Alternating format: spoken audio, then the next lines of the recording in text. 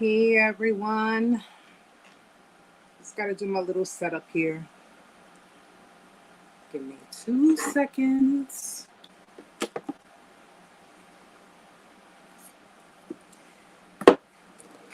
You would think by now I have everything in order, but I don't. Hi everyone. I think I plugged in my microphone, so just confirm with me that you guys can hear me while I do my little setup. I'm so disorganized right now, like really disorganized.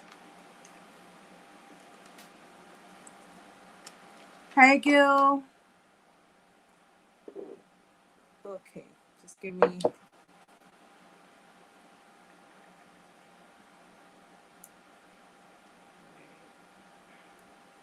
I'm going to timestamp it when it streams anyway. Awesome. Thank you, Cicely. Okay.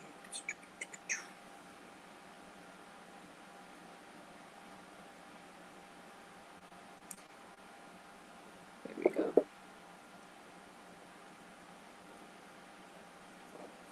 Here we go.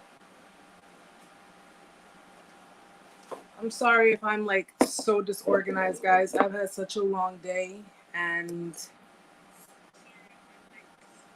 I had I had a lot to do, a lot to do today. So it's like,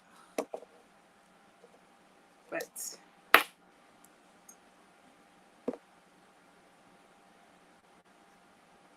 alrighty, Gil. Thank you for stopping by, sweetheart.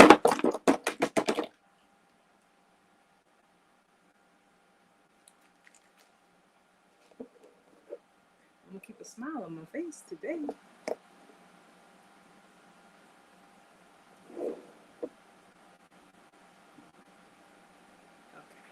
Here.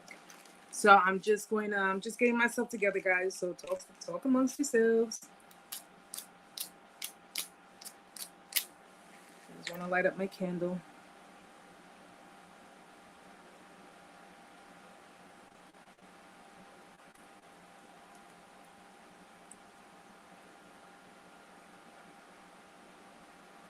Come on. There we go.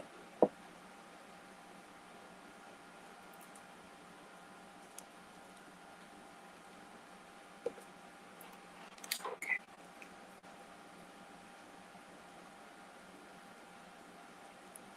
Amanda, don't judge me. Don't judge me. You guys already know how it goes with me. Everything falls down. I knock everything down. I'm super clumsy. I can't help that. All right. I got my candle lit. Everybody here. I got everybody. Give me 2 seconds, guys. I forgot to put my phone on Wi-Fi. Just give me 2 seconds.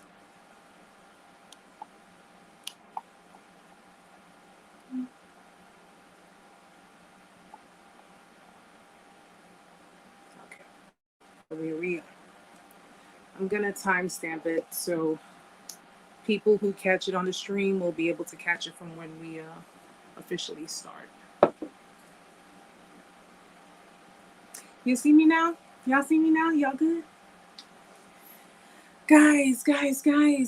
Welcome, guys. Welcome. Always a pleasure to see all of you. I hope you guys are happy. Okay, this isn't going to work for me. So,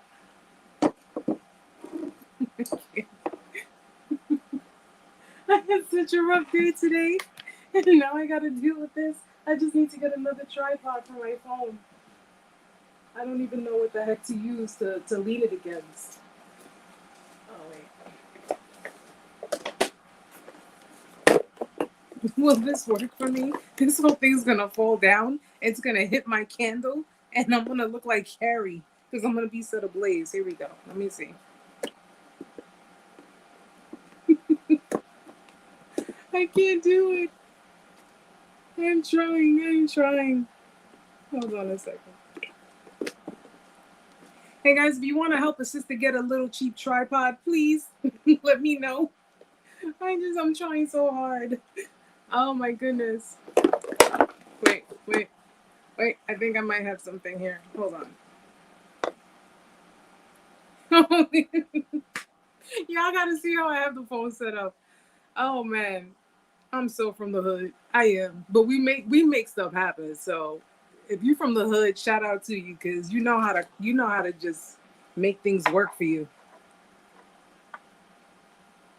Alrighty. So guys, now we're good. We're good to go. Yes. Amanda always tells me to pre-prep for the live, but I had gotten out of work late and then I had to run food shopping and I had to come home and then I had to cook for little man and then I had to set everything up. So please tell Amanda to stop being mean to me because I had a really long day today.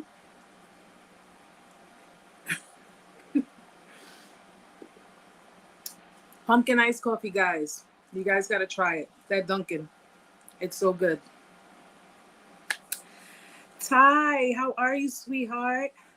Hi, G. How are you? Cicely's here. Kara. I'm just going through the list just to make sure I don't forget anyone. Hi, Kiana. Hi, guys. It's so good to see all of you here.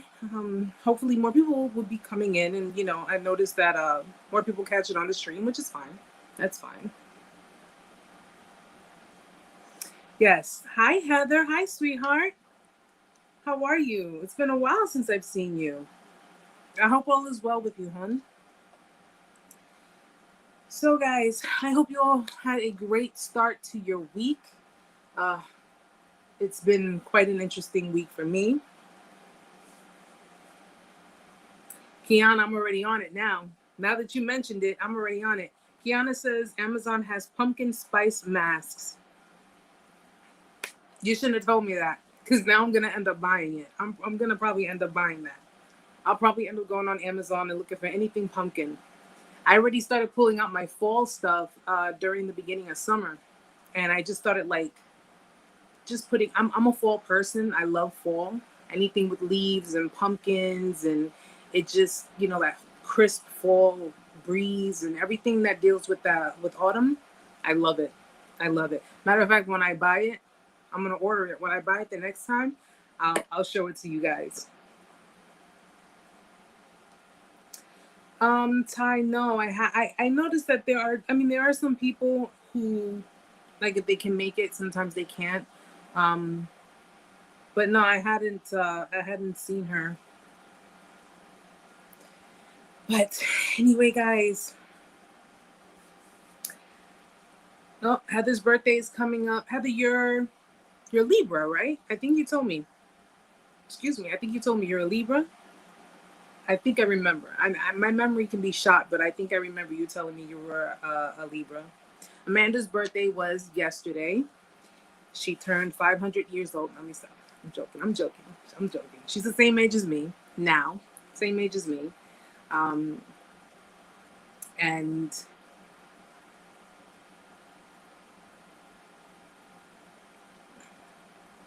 well, they might have that time. They might come up with it. Dunkin' comes up with like an array of flavors. I mean, I guess it's like to follow Starbucks, but you know, and I only buy Starbucks when I'm feeling like extra fancy, which means that I got extra money in my bank account that I'm like, you know what, I think I want some Starbucks. So although Starbucks coffee is good, I'm not, you know, knocking it. I'm not a big, you have really got to be like a really thrifty spender to, if they're all, see, no. So no, we're not doing this today. I'm not having no bugs. I'm not having none of this bother me today. But yeah, you won't catch me. You'll catch me at Starbucks very rarely. That's like if I'm feeling rich for the day. If I feel like spending $6-7 for a tall frappuccino. Meantime, I'll just get my iced coffee from Dunkin'. So guys, let's get started. We're gonna timestamp it. So about maybe 10 minutes in, I'll timestamp it in the description box. And let's just get into it. So welcome to Intuitive Vibes, Narc Survival 101. It's your girl Erica here. If you are new to the channel, if you're stopping in, just stick around. You may hear something, you know, pertaining to your situation. If today's live chat does not help you with your situation, there are plenty of other lives that we do with plenty of other content on my channel that you can catch. And who knows, if you have any questions, you can always reach out to me and I'll be more than glad to help you. And to my existing vibers, my existing subscribers, welcome back, everybody. Welcome, welcome, welcome. So guys, yes, the start of this week was it was pretty long. Let's just say that it was pretty long, and then we're only on Tuesday, so I'm hoping that the remainder of the week will be kind of smooth. I am like so out of it. I'm so exhausted. I didn't go to bed till like maybe 12:30, almost 1 o'clock last night, and I had to be up at 6:45 this morning. So you guys already know. But I'm here. I'm here, like I said I would be, because you know you guys matter to me. Trust me, you guys matter very, very much to me. So today we're gonna just kind of wing it today. We're actually there are just a few things that I know that I wanted to talk about. And considering that I had a long day, I'm not gonna lie, so it kind of went out of my head. But you guys know me, I always find something to talk about. But there were a few things that I wanted to discuss, and it was funny because I was having a conversation with my cousin yesterday, and I'm a rebel, Heather. I mean, yeah, I can be. I think that's part of being a black sheep in life. You live a little on the edge. I've actually learned to be a little bit more like I'm not gonna say little less modest, but I've learned to be more, since I have my newfound independence, my emotional independence, and just learn how to just love myself. And now I walk with the essence, with the energy of I just don't care anymore. Like I don't. And it's funny because I was talking with my cousin yesterday. We were having a long conversation, and I said, you know, with the way I feel about things now, how I see things now, because, you know, before, being codependent was very, looking back at it, it was just like, I could not believe that was me. Because when you're codependent, if you come from like a very codependent background, you clearly don't know that you're codependent. You clearly don't know that. And I even believe that, and I'm going to look further into it, but I believe not only did I suffer codependency, but I suffer dependent personality disorder. It's called DPD. And dependent personality disorder is like when you just have like that complete and utter fear of being alone. Like, you cannot be alone.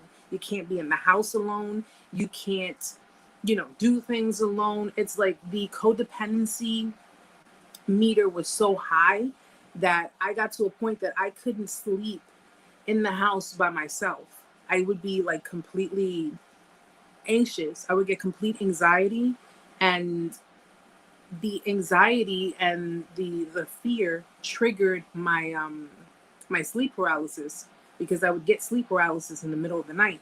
So if I was in the house by myself, I could not, like, to this day, the one thing I can admit to, I to this day do not fall asleep unless I have the TV on. I don't fall asleep, especially, listen, if you're the kind of person who deals with people who likes to spiritually attack you and tries to send negative energy to you, or bad things to you, you would know exactly where I'm coming from that aspect. But I've learned to overcome certain fears. I've learned to overcome my codependency. But you know, some habits are hard to break. So I can't sleep without the TV on. It has to be the TV. Some people, you know, sleep with the fan, or they'll sleep with anything that makes noise, because it's kind of like white noise, and it helps you sleep. But I couldn't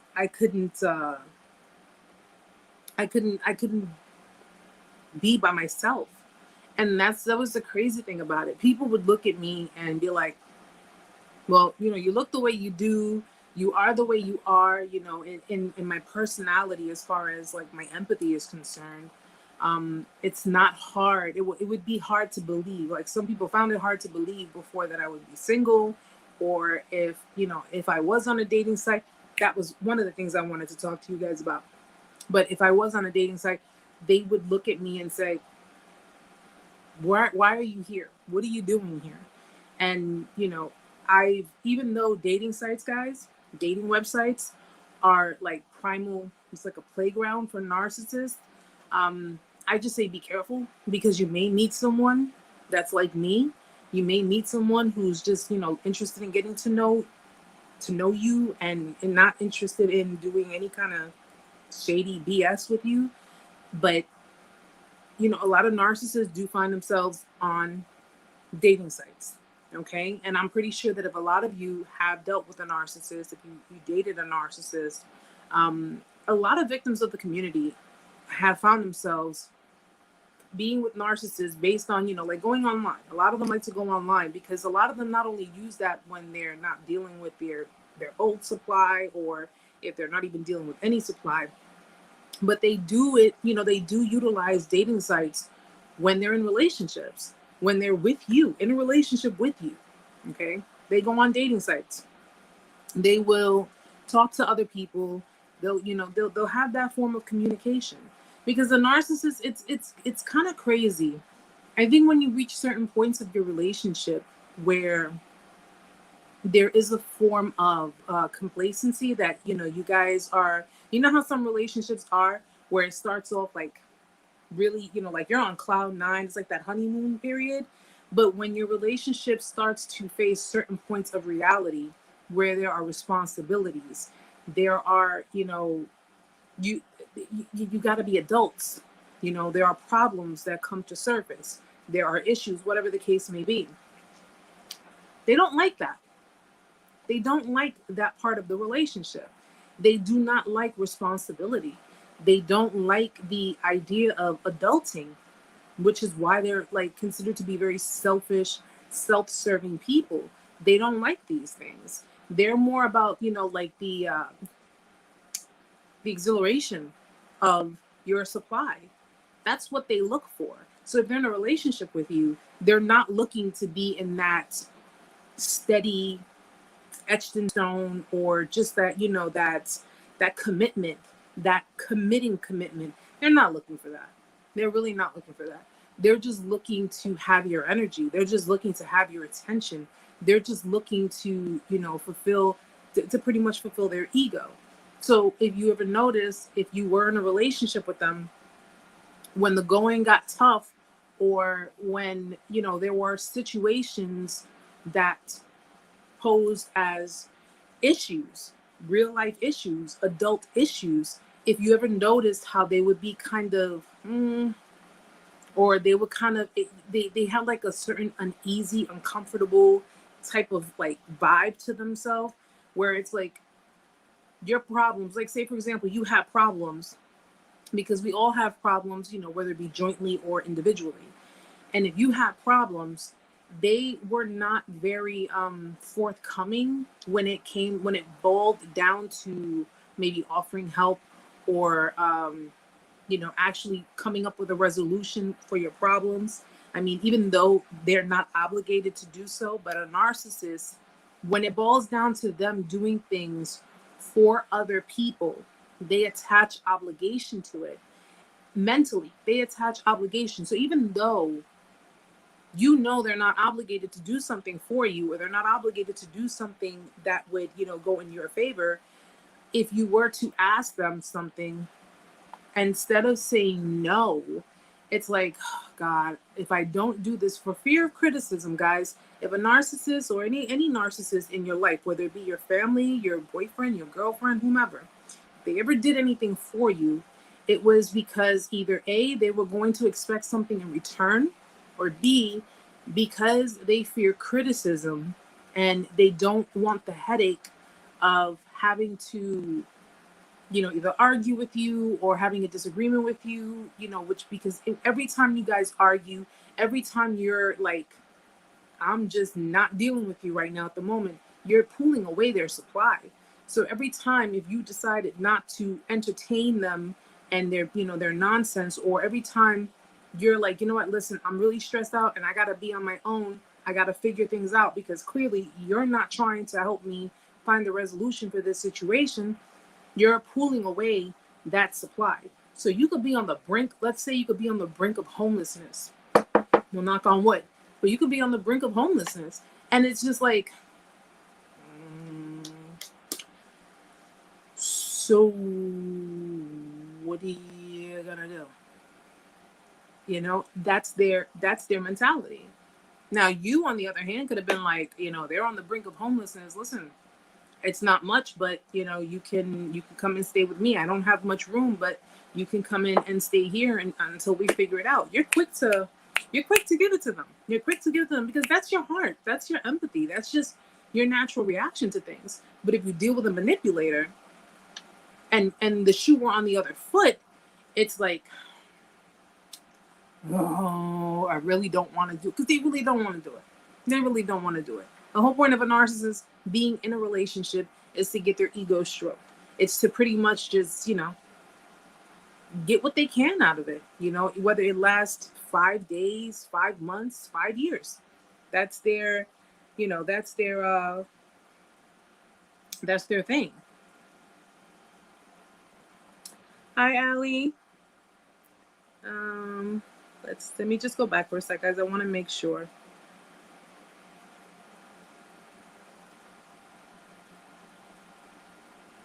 I got you. I understand. Yeah, and you say you sleep with the nightlight on. I sleep with. I have my little hanging lights by my window, you know, because I don't know. It's just been a thing. Like I've always, since I was a kid, I had a fear of the dark. I never. And people say, well, why do you feel the dark? Nothing can happen in the dark. Plenty can happen in the dark, especially if you got someone hiding.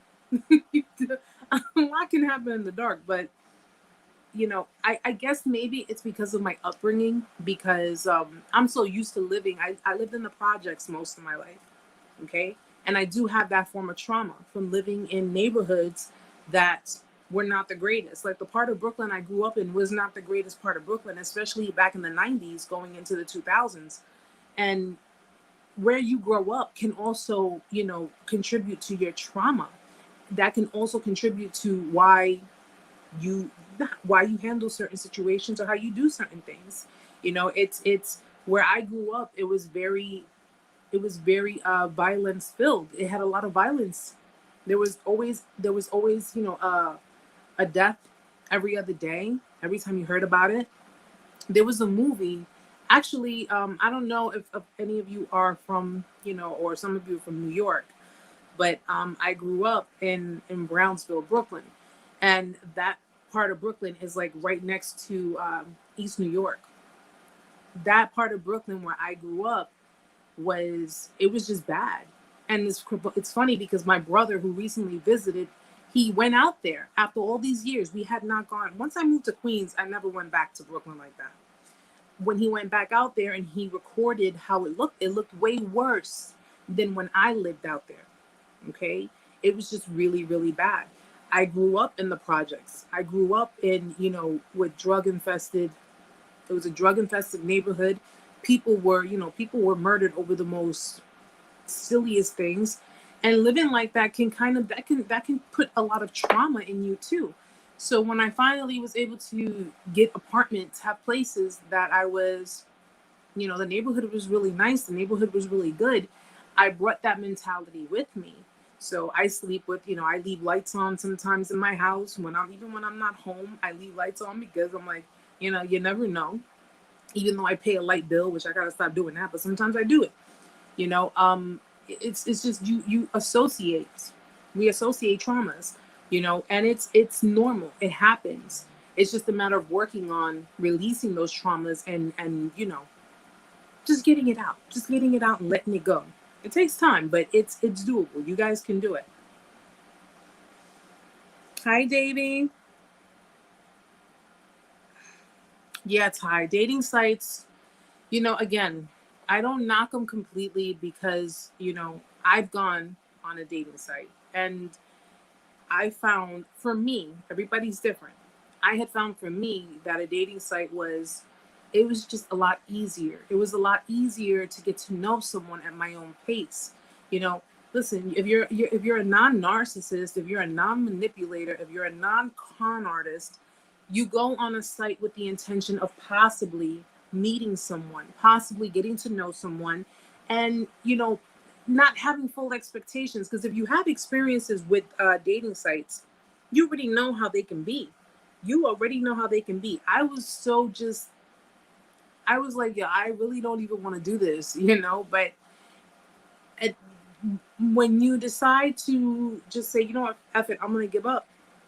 Sometimes there'll be that one message or that one profile that you look at and you're like, all right, maybe this is a sign. Maybe I should say hello, or if they say hello to you, and then the rest is history. But this is, you know, a great way for a narcissist to basically play a role, to be someone that they're not, you know, give you that impression. They'll be very respectful. They'll be very, you know, very soft spoken. You know, they'll use kind words, maybe even big words, sounding all intellectual and intelligent. Because in the dating world, guys, matter of fact, before I get into it, I want to mention something. I know, because I know there are a lot of new people, but I'm going to because I'm starting a book. A lot of you guys know that I've already started writing a book. I started writing, it's like a chronicle. It's a novel. Well, not a novel, but it's like a series. And I'm basically writing little mini series based on actual survivors, real survivors. And these books, they're very, I mean, I wrote my first story and I, you know, shared it with a few people, and I got back a lot of good reviews on it.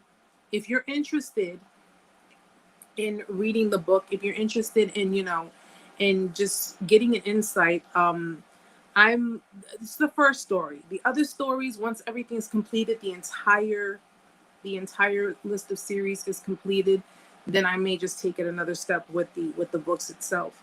But this book, you'll understand why I mentioned it, because this book would kind of give you a better understanding as to why sometimes it's just a lot easier to be by yourself and just let it come to you.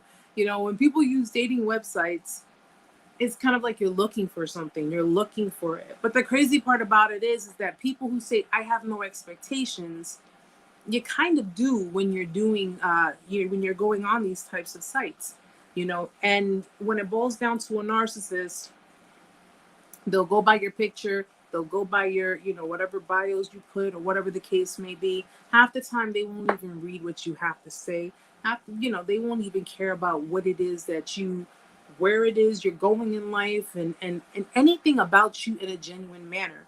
They're looking to know, especially, and listen, I know that I speak a lot on it when it boils down to females, but let's face facts here, guys. Okay, we're gonna face some serious facts. You got a lot of females that are just straight up gold diggers, all right, and they're just straight up con artists, and they're just looking for people that they can use, people that they can scam, people that they can just, you know, get what they can out of them, and then boom, toss them like trash. You know, which is why I really put a lot of focus on female narcissism and sociopaths, because, you know, I'm to the point where I'm just so sick and tired of having to come across, you know, people of the opposite sex who have dealt with these kinds of females. And I used to be their punching bag, and I drew the line. I said, I'm not doing it no more. I'm not doing it no more, because the next person to do it is going to get a pan to the face. That's it. And you can quote me on that, because I'm not taking that. We're not doing that anymore.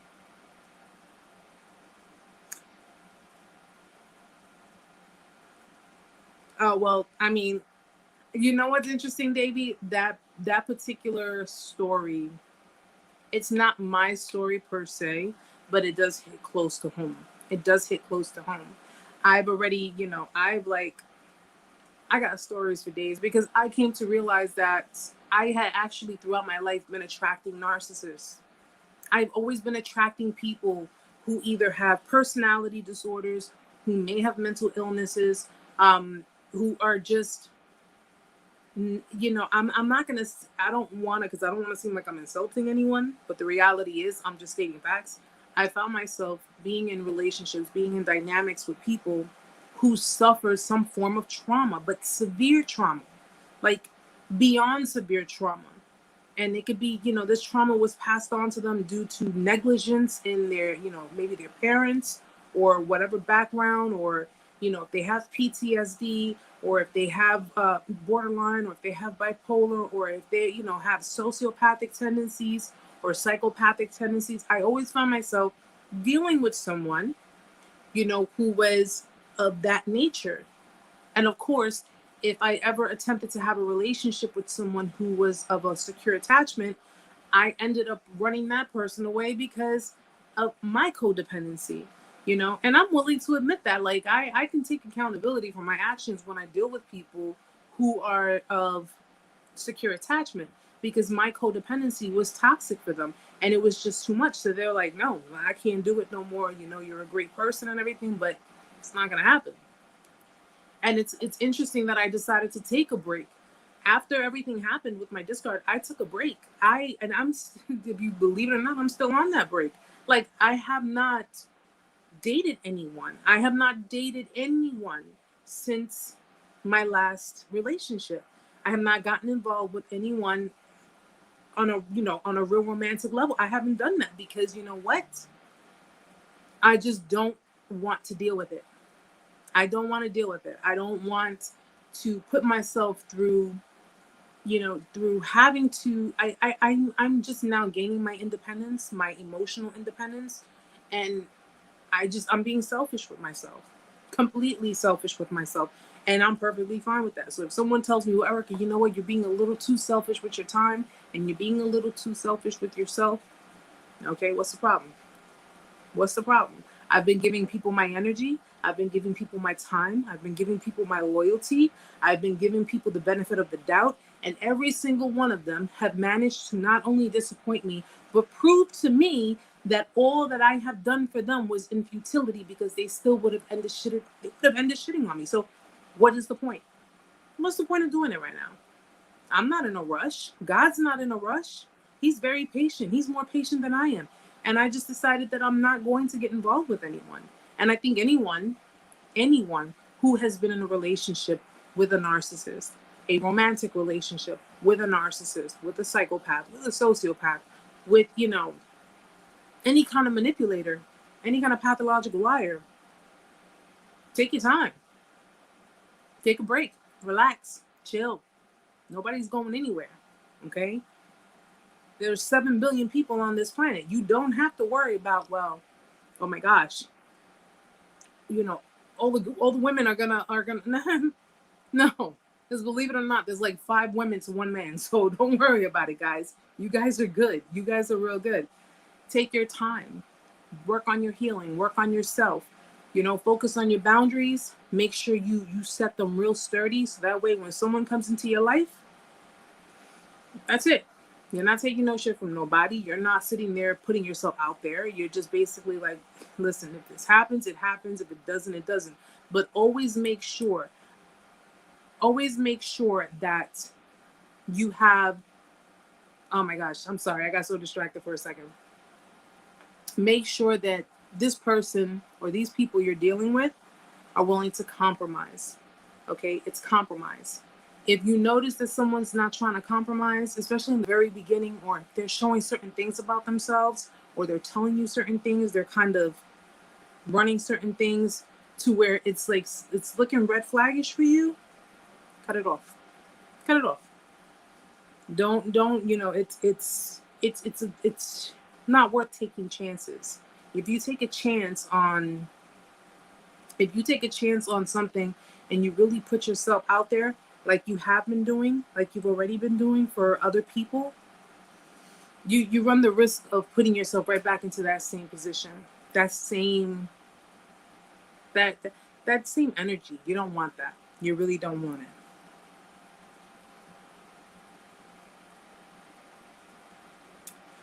Ty, it's funny because whenever I met a woman in person, they swear I'm married or involved. It's like I'm not. Then I met my ex-Narc and she tried to lock me down. And you know what's crazy about that, Ty? It's not for the reason that most people would think. It's not for the reason that most people will think. I tell people, it's like, for example, Listen, when I speak on something, I always let people know. And maybe not today, maybe not tomorrow, maybe not next year, but it'll eventually happen. When you're dealing with narcissists, you're dealing with someone who's emotionally an emotional manipulator, a verbal abuser, even a physical abuser.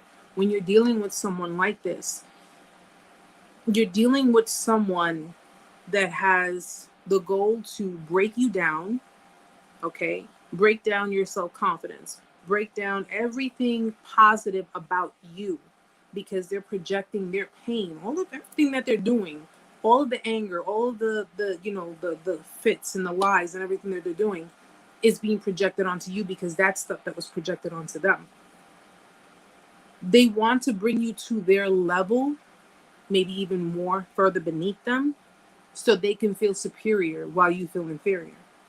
So it's kind of like you being the person that's very you're very empathetic, you're very high vibing, you're very, you're very about having a good time, being a good person, not, not manipulating people, not hurting anyone. You're not trying to hurt anyone.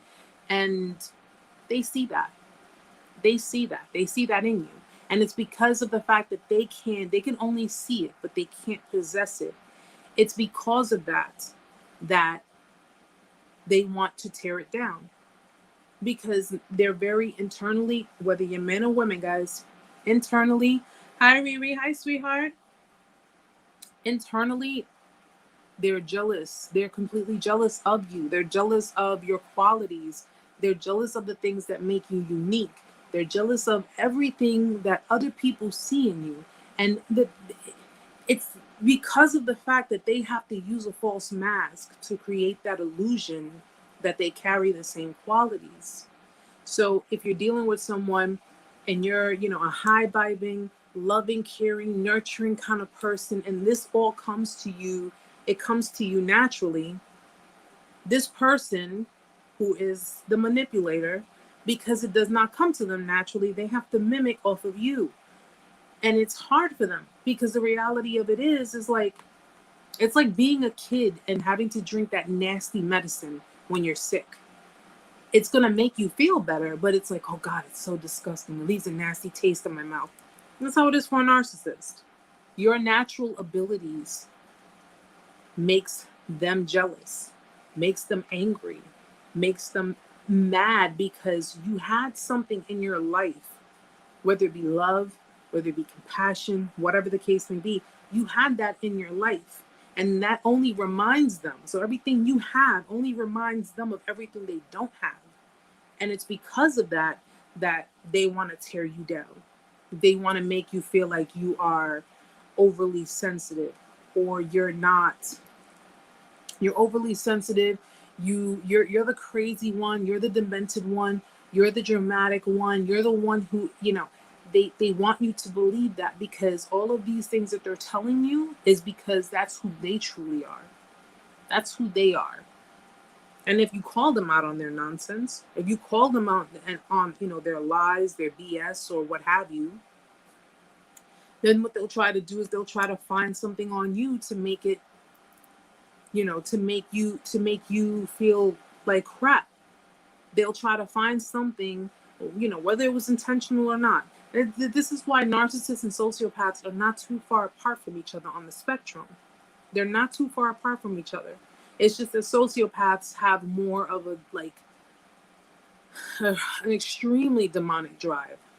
They're more deeply rooted in that darkness, because it goes, anyone is capable of committing crimes and committing murder and things to that effect. But if you're dealing with a sociopath, they're just the kind of people that would do it with a smile. It's just like, it's so eerie. It really is. And they're very dangerous people, guys. So if you run across people that, I've already given you guys a lot of the different signs of a sociopath and a female sociopath. So if you run across these kinds of people, please stay away from them. Yeah, Davey. It's they might run that. They might run that too. They might be on some, like, you think you're better than everyone else. You think this, you think that. And it's like, no, it's not even a matter of thinking those things. You think that I'm better than you. And that's why you're trying to reverse everything and trying to make it seem like I'm the conceited one, and I'm the, I'm the one who acts like my shit doesn't stink. And that's only because they're looking at you that way. That's because they think of you that way. Because nobody's coming to you telling you, oh, you swear you're all that. Listen, since I started doing all of this, nobody, unless of course they're, they're people on the opposite side of the spectrum of me, but no one's come to me and told me, oh, Erica, you swear that you're all that, and you swear this, and you think this and that. And no, because my ego is grounded. My ego doesn't get the best of me. I'm not an arrogant person. I'm willing to take constructive criticism. I will not, however, take disrespect. That's one thing I will not do.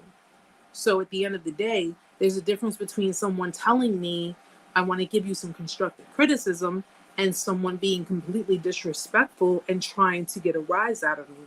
Huge difference.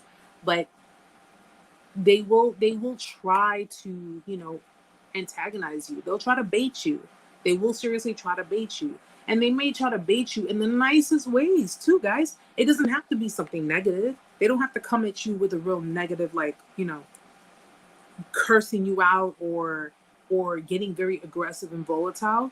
They may try to bait you by being completely opposite of what it is that you would be expecting of them. They'll come out and, just, hey, how are you?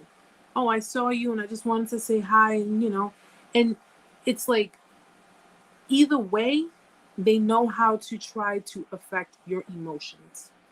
They know how to try to get you to either fawn over them or try to just bring you, when you bring yourself back to the scene of the crime and you remember how you felt at the scene of the crime. So it's really depending on them. It's really depending. And it also depends on you and your healing.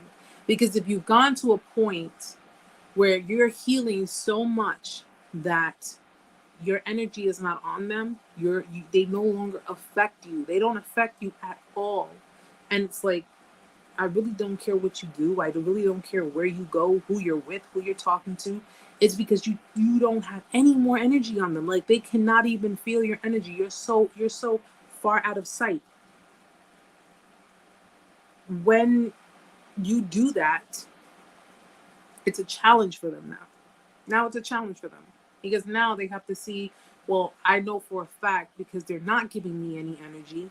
They're not giving me any attention. They're not doing any of these things. No matter what a narcissist tries their best, whether it be on social media, whether it be through different people, through your circle, different friends, family members, what have you. They are, and if you guys have ever in the discard phase, because I'm pretty sure a lot of you don't go back and monitor their stuff, but if you've ever noticed after a discard, when everything's said and done, they're really going hard showing off for people online, because at that point in time, that's the only time you can see what's going on, because clearly you're not going around their house, you're not in their lives to see. So what do? They go ham with the online.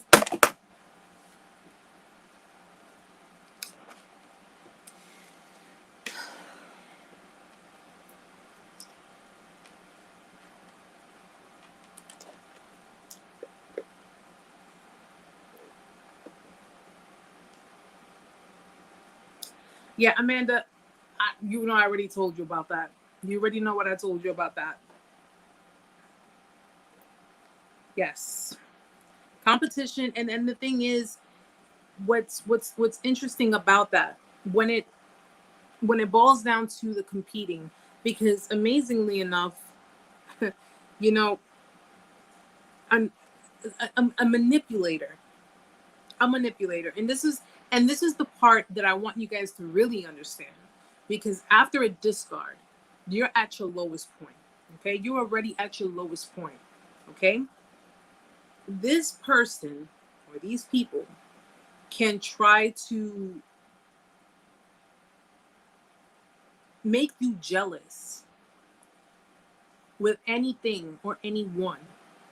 Okay, So, for example, if you saw their little harem, or you saw the people that were giving them attention, or you saw, like, you know, the number of people, the different people that were just like just on them. I'm trying to refrain from using certain language, guys. I'm really trying to refrain from it because I'm not trying to be, you know, I'm really trying to clean up the channel as far as my language is concerned. But you guys know where I'm going with this, where you see all these people just on them like that. It's like, damn. Like, my reaction was, really? Like, for a split second, I had a little bit of logic, and I'm like, so this is. I was like, all right. Mind you, these people mean nothing to them. These people mean absolutely nothing to them. It's the attention. It's the attention. It's just the, you know, the fuel that they get from these people, from getting the attention from these people. That's all it is. So all this time, and they know that all this time while you were in a very depressive state, you were in a very low vibing state, all that time they were doing everything that they were doing, knowing that it was hurting you, knowing it was hurting you guys. And if you do not let someone, and I'm going to tell you right now, knowing that their actions were wrong, someone who knows that what they were doing was wrong, it was hurtful, it was disrespectful, and it doesn't even have to be you telling them that. Clearly, it was just wrong. You do not sit there and let them tell you, oh, I never meant to hurt you. I didn't know I was hurting you. I wasn't aware that I was hurting you. That's nonsense. That is complete and utter nonsense. Okay? They knew everything that they were doing. They knew everything they were doing. They knew how, by the way you were reacting, by the way you were confronting, by the way you were expressing. They knew everything that they were doing. And for them to come and be like, I owe you an apology. I'm sorry. I never meant to hurt you. You're full of shit. That's the complete and utter response. They're full of it. They're liars. They knew everything that they were doing. If my ex were to come to me and tell me, Erica, I did not know what I was doing, or I never meant to hurt you, I don't believe that. I really don't believe that. And how I don't believe that is because I clearly told you you were hurting me. So as the knife was jabbed right here in my heart, and I'm telling you, I'm trying to pull it out, and I'm telling you, you're hurting me, and you're just pushing it deeper and deeper, you're going to sit here and tell me that you didn't have any intention? Well, let me guess, the devil made you do it? The devil made you do it, right? He pushed your hand and he made you do it. Don't fall for that, guys.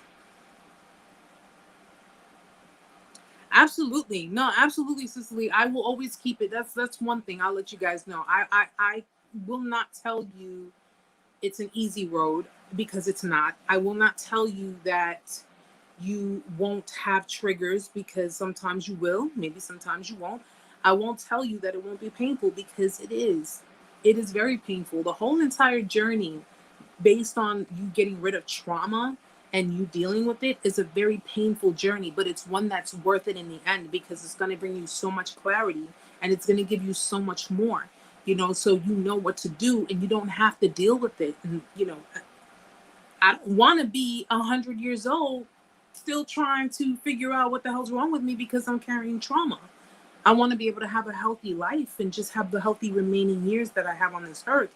So I will always give it to you straight. And I will always tell you, if you ask me, Erica, this is a scenario, what do you think I should do? I'm going to always tell you what my opinion is on it, and try to be as unbiased as possible, because you guys you definitely need that. You need to have someone keep it real with you. And that I will never, ever sit here and tell you, maybe, possibly, well, no, they're full of shit. A manipulator is a manipulator. A liar is a liar. Okay. And if they try to sit there and tell you, I'm sorry, I didn't know. I'm sorry if I ever hurt you. I never meant to hurt you. I never meant to lie to you. I never meant to cheat on you. I know you mean to tell me that you never meant to cheat? So they just fell on it, huh? They were riding by on skates and that's it? No, I don't think so. Because cheating doesn't even start with sex, guys. It doesn't start with sex. It starts with communication. It starts with communication. It starts with them opening that door, giving people permission to come in, and then see a lot of people think, oh my God, this person, it started with, the sexual nature. That didn't come till after. That did not come until after. The cheating started when the idea came into their head. The cheating started when the idea came into their head and they decided to say, well, you know something? This looks good over here. People talk about the grass is greener. Oh, it's the grass is greener syndrome. It's the grass is greener syndrome. No, it's you thought that you were going to find better. And because you didn't find better, now you want to try and crawl back up under my ass? You better get the hell away from me. Okay? It's not a syndrome. It's not a syndrome. It's not the grass is greener. They have the grass is greener syndrome. That's another freaking term that a lot of relationship coaches and all kinds of people who make money off of people who are struggling in their relationships, who don't know which way to go. First of all, I'm not knocking people who are relationship coaches. I get it. I understand it. But at the end of the day, if someone's like, I want my ex back, I want them back, and the ex is an abusive narcissist, and you're going to sit here after they tell you their whole story, well, but I still want them back. You're still going to encourage that? Man, I would hold someone liable for that. You have these coaches, and it's the same thing in psychology too, guys. It's the same thing in psychiatry. It's a field where people have the opportunity to make money off of people, okay? I'm being honest with you guys. It's the straight up same damn thing.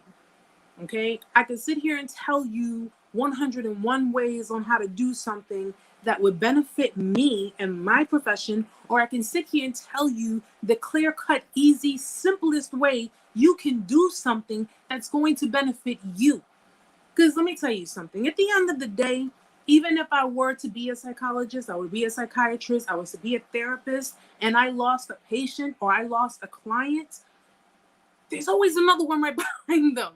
And you know something? That other one may have it worse. So I'd rather just tell you straight up, this is how it is.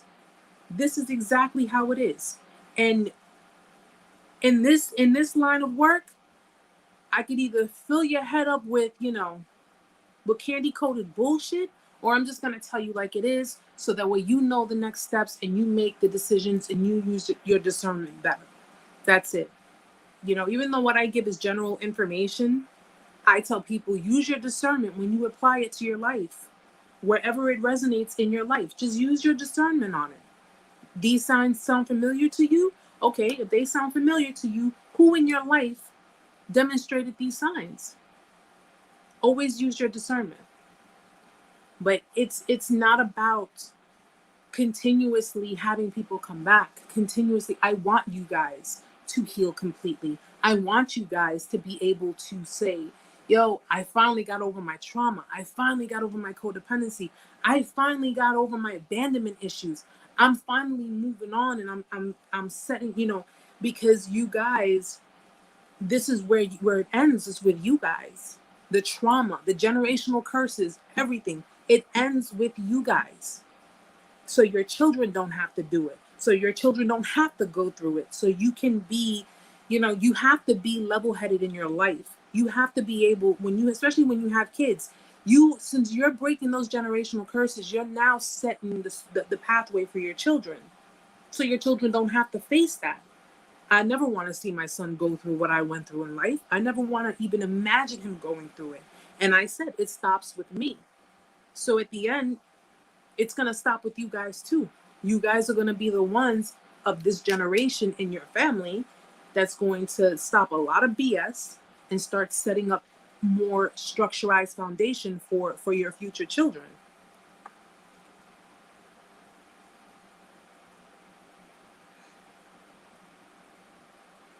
Yes, Kara, they go where it's easier for them.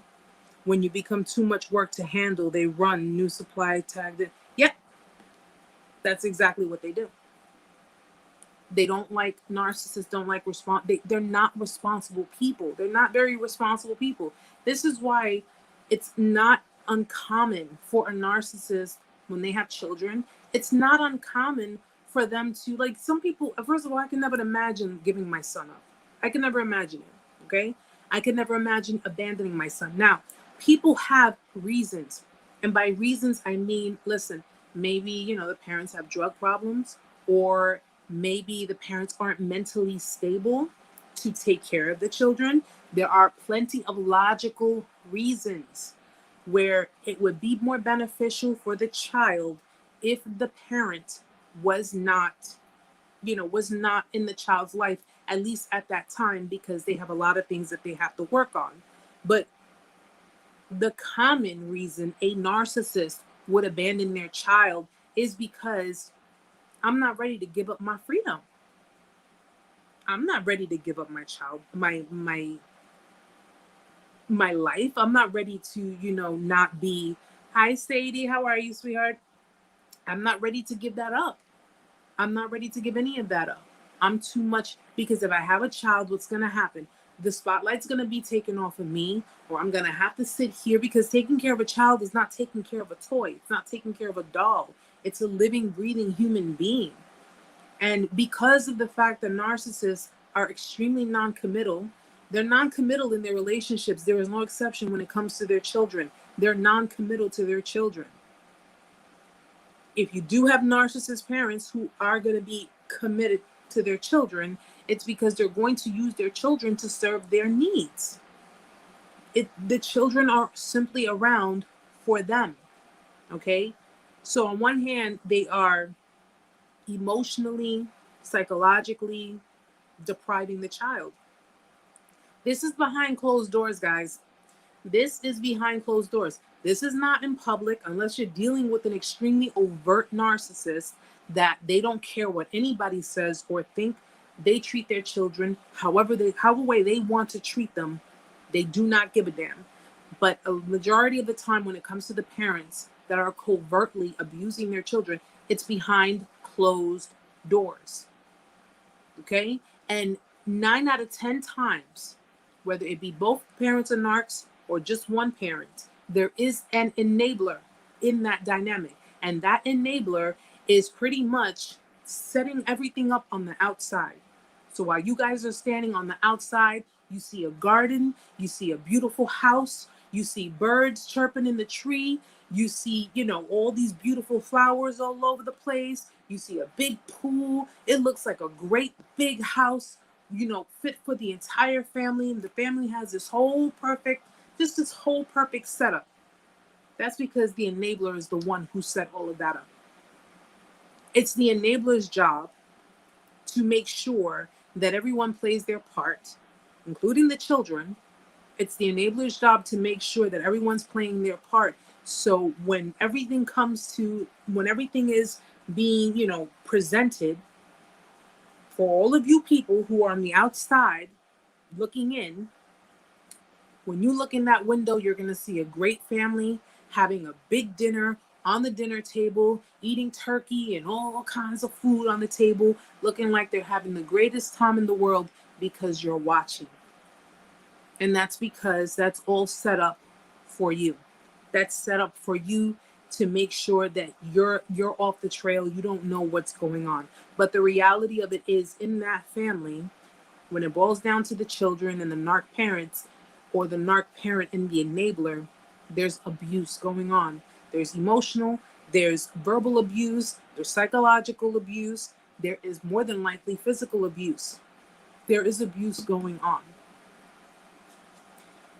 And that, of course, is on the flip side of if a narcissist decides not to abandon their children. With a parent like that, I'm sure the child would have been like, you should have just left me in the gutter. You should have just left me in the gutter.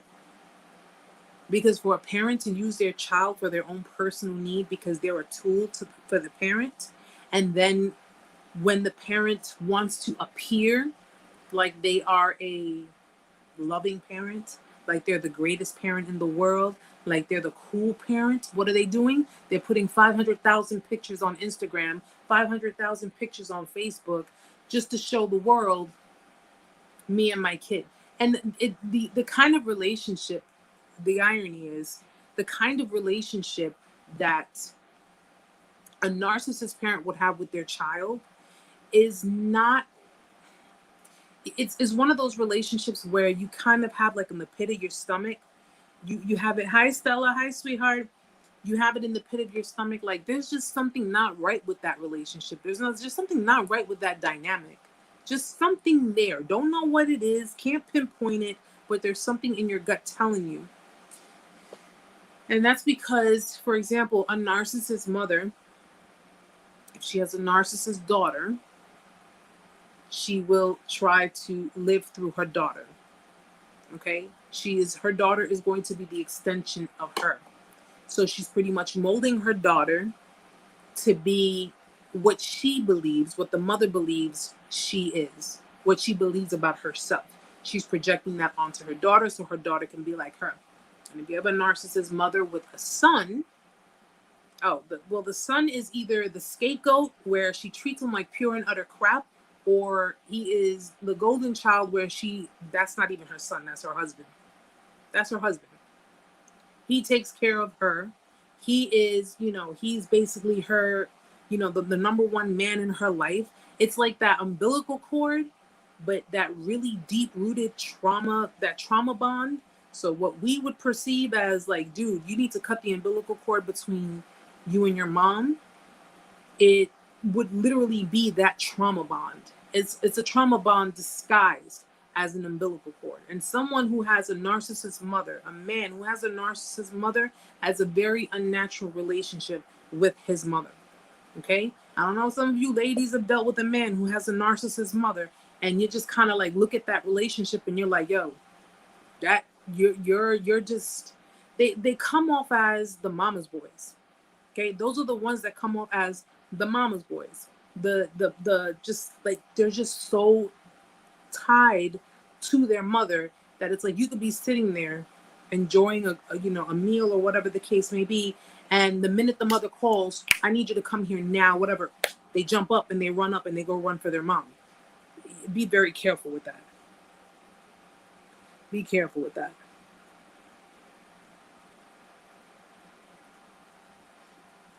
Ali, I was in tears today and I told my mom, I bet you wish I was never born. Just in tears because she was screaming at me in the car for forgetting to tell her about my pills. So she went nuts. I mean, Ali, I would, I really couldn't say for sure as far as, I mean, only you would know. Only you would know because you've been with your mom for so long and you have you know her behaviors in and out. But I mean, as far as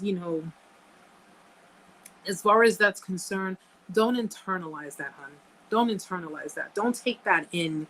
And, because even if your mom did feel that way, it's not about you.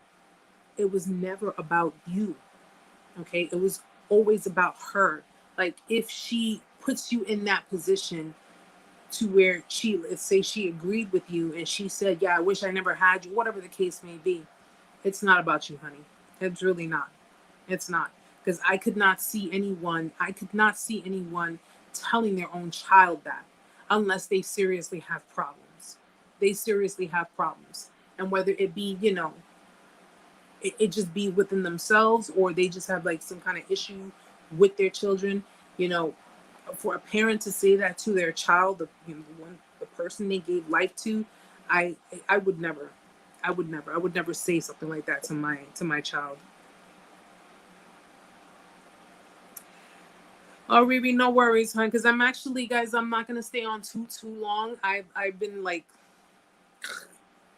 so tired. I'm extremely, and I still have a little bit more work to do before going to bed. Yes, Kara, the Narcs family has a lot to do with who they are and their behaviors. Absolutely. I mean, that's their upbringing. That's where it originates. You know, it comes from the background. It comes from the upbringing, the environment. Environment plays a very big role. Mental health issues play a big role, but environment plays a very, very big role. So just keep that in mind when you are dealing with someone. And if you're dealing with, you got to pay attention to the dynamics with their family too. A lot of the time, it'll slip through the cracks. But narcissist families, they don't have respect for one another. They really don't have respect for one another. Like, they'll sit there and attack one another. They'll sit there and talk about each other. They'll sit there and gossip about each other and triangulate one another. But when it's you against them, they'll all line up against you. Yeah, that's the dynamic. That is the dynamic.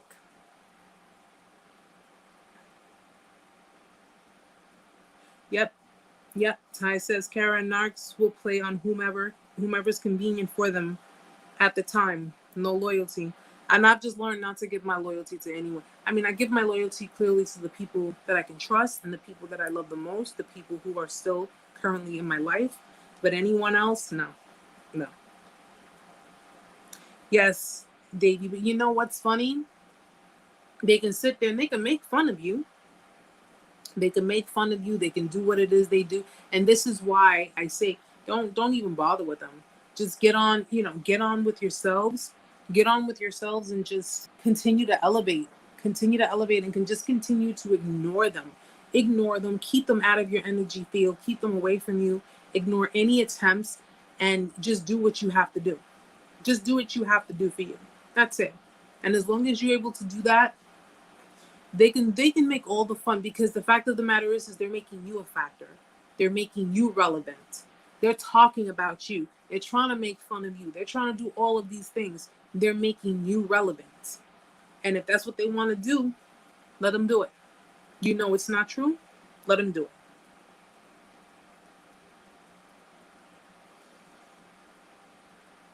Okay.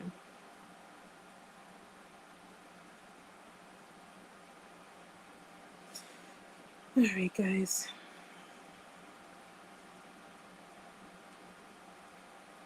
Ty, my ex-narc actually tried to make fun of me in front of her family, and they told her she was acting crazy and needs to stop.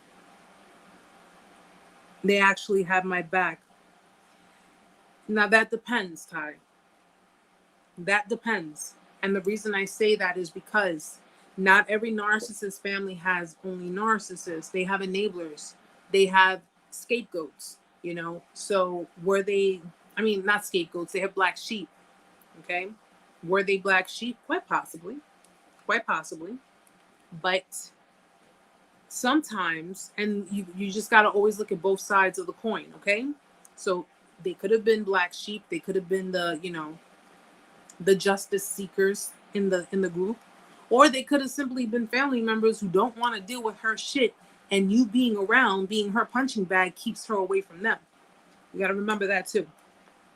So just always, hi official, hi sweetheart, just always, when you're playing a scenario, when you're thinking of always look at both sides of the coin, because you have to look at every different corner to make sure.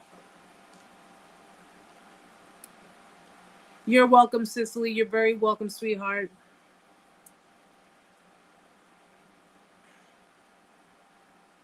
Yeah, absolutely. What Davey says, Ali, just don't take it personal. It's not about you. It has nothing to do with you. It has nothing to do with you at all. It has everything to do with her.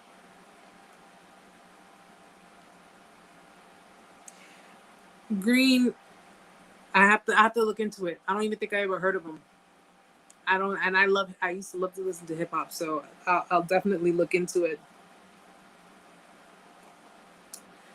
But all right, guys, I know I'm usually on for longer periods. I know I'm usually on for almost 2 hours, but I'm actually I have to call it an early night because I still have a couple of more things where I'm working on this charity event, and it's for a very good cause, and it's it serves victims, you know, on a different level, but of course under the same umbrella. And it's been a lot of work, but I'm definitely I'm looking forward to Davey, are you showing me a sad face because you don't want to see me to go? You don't want to see me go? It's a very good cause, and you know, I'm just looking forward to working on it and working with the different people that are involved with it. So, you know, it's just the umbrella. Victimization is a big umbrella. It's a very big umbrella, and you have so many different people who fall under this umbrella. But oh no, okay. You know, you have so many different people who fall under this umbrella, and you know, narcissistic abuse, domestic violence,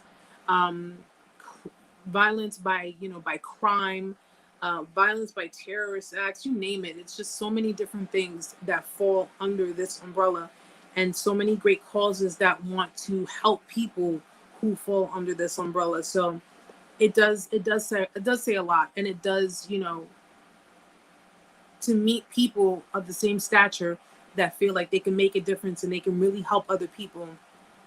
It really, really does. It just makes me feel really good to be a part of it. So I'm currently working on this event, but I will be back to my normal self by next week. I promise you that, because by then everything should be cool, calm, and collected, and we'll, you know, have our normal, regular scheduled live session, and just, you know, we'll get more into it. I'll have my notes. I'll have everything ready, everything set up. And, you know, whatever it is, if you guys have suggestions or any ideas on what the topic of discussion should be for next week's live, either shoot me an email or leave me a comment. Or, guys, I set up a new Instagram. So the Instagram is set up directly for Intuitive Vibes Narc Survival 101. If you do have my personal Instagram, you can stay on it. It's not a big deal. I just want to keep my personal Instagram to itself and keep the Instagram for the channel separately. So definitely check out the Instagram. I haven't posted anything yet, but I will. It's iv.narcsurvival101. All right. So definitely, if you have Instagram, please go add it. If you know anyone who has Instagram, tell them to add it. I will be putting up like little snippets and little posts here and there, kind of like what I do with the community board. And because sometimes what I don't post on YouTube, I post it on Instagram. So definitely follow the Instagram, so that way you can be up to date with the little words of wisdom that I like to share every now and then. All right, guys. So have a good night, Riri. Have a good night, my love. Thank you for coming. Yes, absolutely, G. You will all see me very soon. I'm going to be working on my next video for you guys. And I'm going to be working on a lot of different things. But I definitely will be back here next week, same time as always. But we'll definitely get more into detail with stuff. And, you know, if you guys know anyone, if you know people that are under the same umbrella as we are, guys, please refer them to the channel, share the videos with them, you know, let them know, share my info. If they need someone to talk to, if they need help with anything, I'll be more than glad to help out.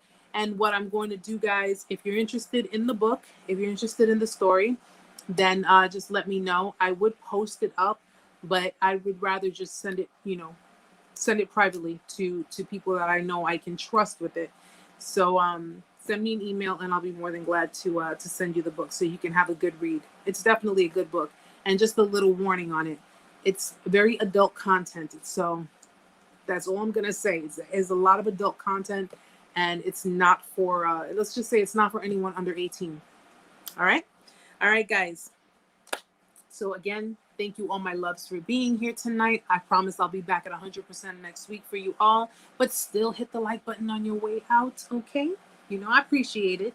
And what else? I guess that's it so far for now. I hope you all have a great remainder of your week. I hope you all get your pumpkin spice iced coffees. They're awesome. And stay cool this week. Much love to you all. Blessings, peace, all that good stuff. May God be with you all. And if you guys need me, you know where to find me. All right? So I'll see you guys next week. I love you all, guys. Good night.